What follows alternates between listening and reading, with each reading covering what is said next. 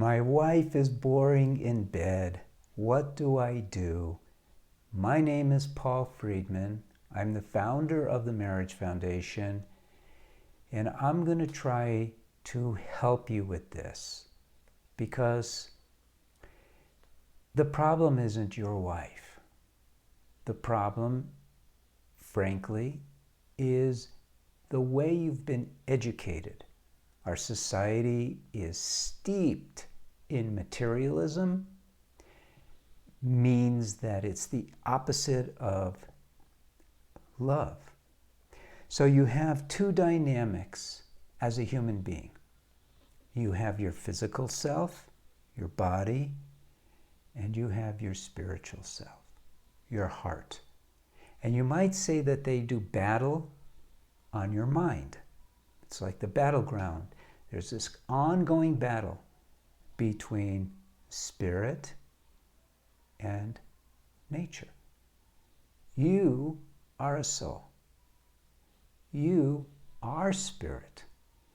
But we live in a world that sucks us in to materialism. Now, this, granted, is much easier for women to understand because our gender dictates so much of how we perceive the world. Women have babies. So in order for nature to ensure that those babies are going to be taken care of from the time they're inserted into their womb until the day the woman dies, a woman is connected to her heart. It's a little trick nature plays in order to take care of the offspring. Now you might say, but nature is material. Why should nature care? Because materialism has no heart, you might say. But it does concern itself with survival, and survival of the individual and survival of the species. So survival of the species means that the children have to be taken care of. I always use this illustration to show the big difference in gender. Now, the reason I'm getting into all this is to get to the point of this video about your wife being boring in bed, so bear with me. Okay.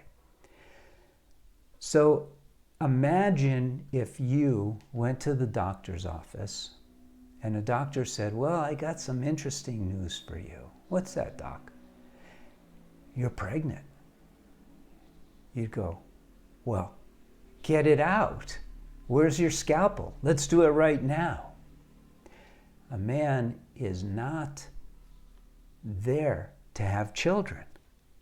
Now, imagine a woman goes into the doctor's office and she knows she's pregnant. And the doctor says to her, ma'am, yes, you're pregnant. I'm going to confirm that, but somehow you're pregnant with a duck. What do you think the woman would do? She'd go, oh, how sweet. So a man is going to get that thing out of me, and a woman would find out that it's a duck inside of her, and it wouldn't faze her. She would still love the duck as if it were her own. This is nature. But what it does is it reflects the reality of how women are tied to their heart and men are not. So what happens is, men, we are trained to be hunters and conquerors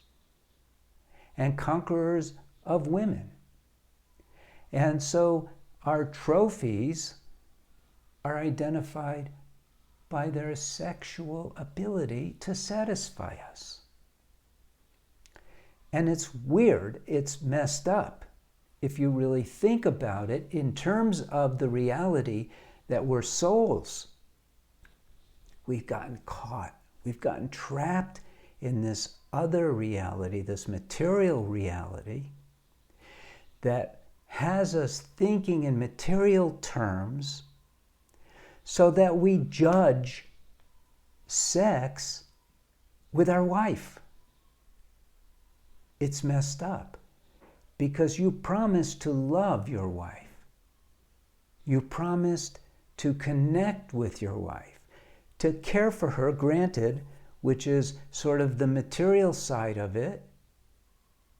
And everyone knows that men are there to protect. But we're not taught that the sex act is there for husband and wife as a means of connecting on the level of the soul. We're just not taught that. And yet it's obvious that that is why it's there if you don't think of yourself as some material beast.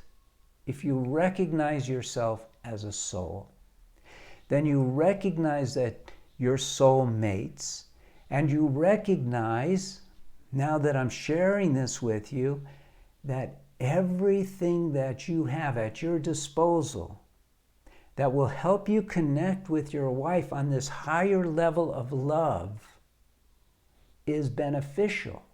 And there's almost nothing better in terms of the material that we can use to connect spiritually than, I hate to use the word sex, but sex.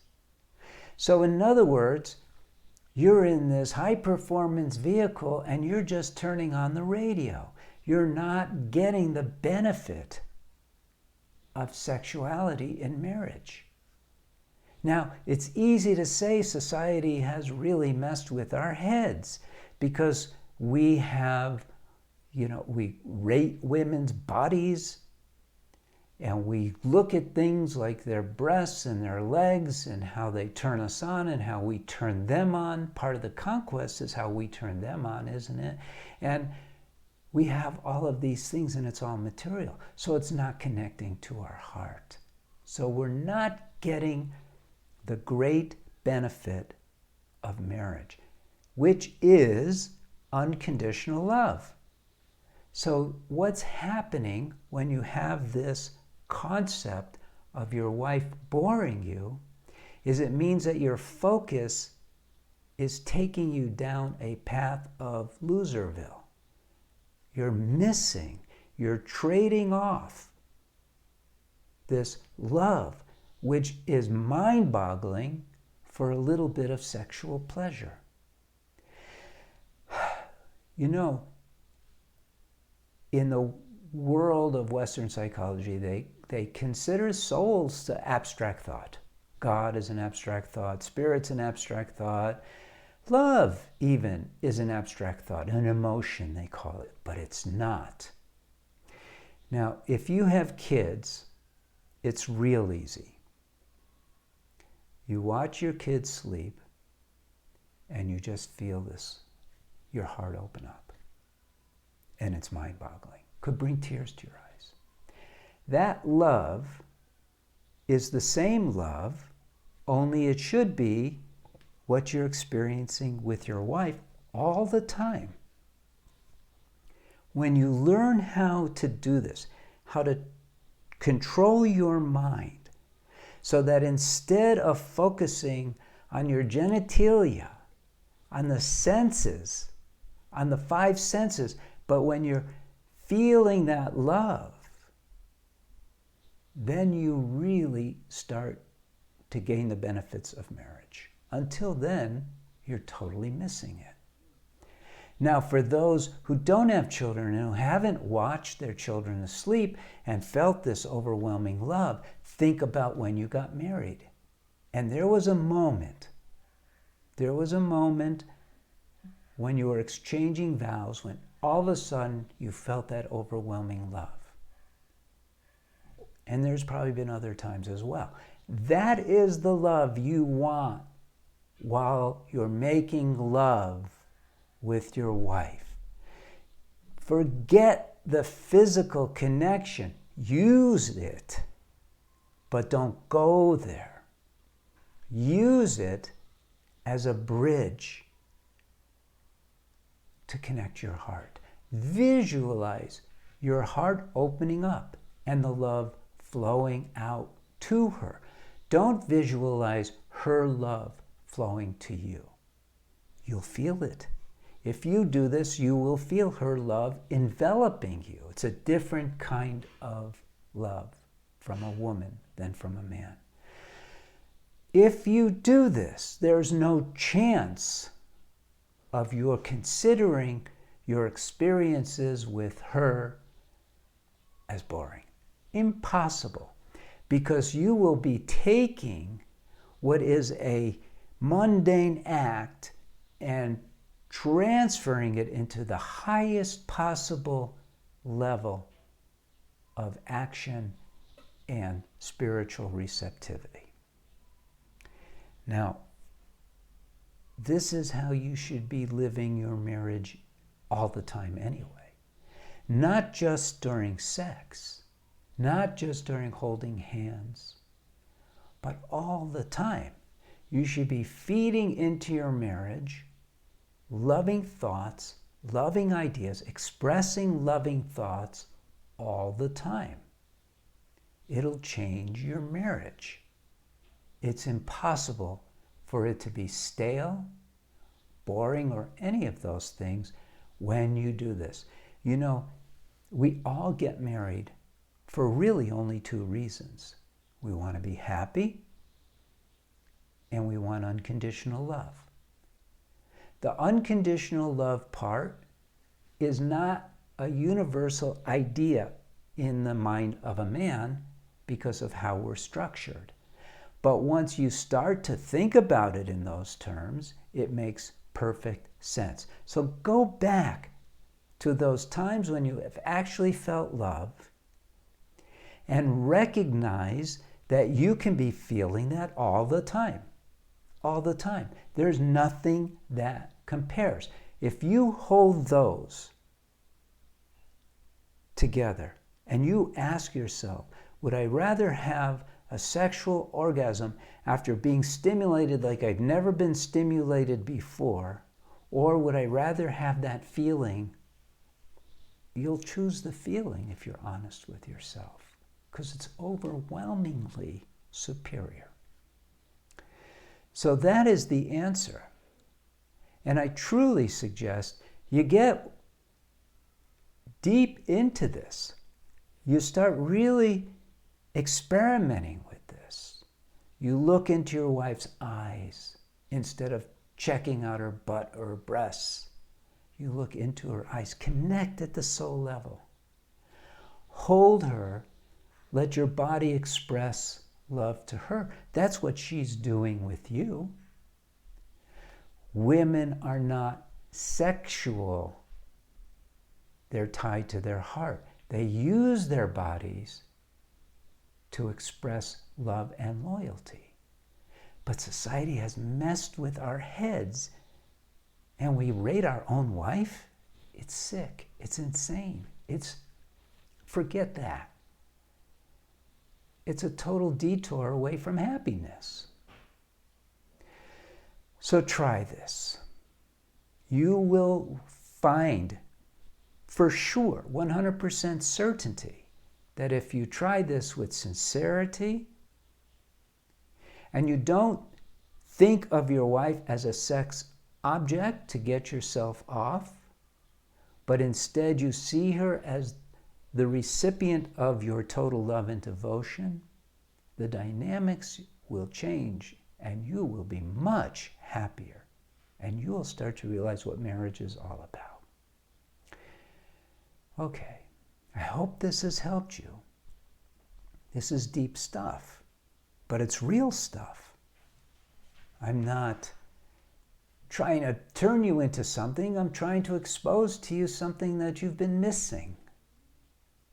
It's very real. And trust me, this is something I too had to learn. It doesn't come natural to men, but it's there. And once you discover it, oh my God, there's just no comparison. It's amazing. It changes everything. All right, I'm going to leave you on that note. Changes everything is a good thing, right? Because you got married to be happy and to feel unconditional love. And this is one of the ways that you use to achieve that. All right, blessings to you. Blessings to your wife. Blessings to your family. God bless. And, you know, men typically don't share these things, but you can. You could at least like this.